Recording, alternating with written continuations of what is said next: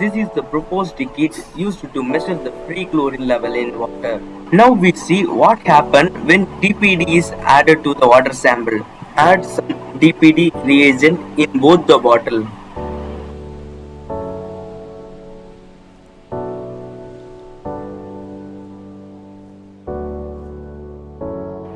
The tissue which contains free chlorine will react with the DPT and form the working of the system is take 10 ml of water sample and add DPT agent.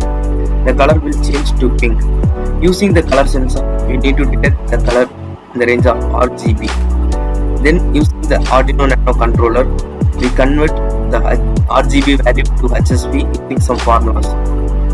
Then we get the Q value, and AB value is taken from the calibration curve as line gradient and B intercept.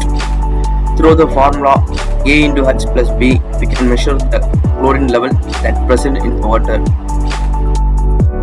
These are the electrical components that we have used to measure the free chlorine level in water.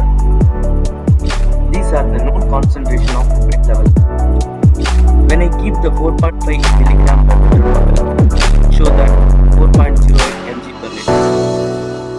When I keep the 3.5 mg per liter, it shows that 3.44 mg per liter. Similarly, it shows all the values. This is the program for linear regression that I used to make calibration by known samples.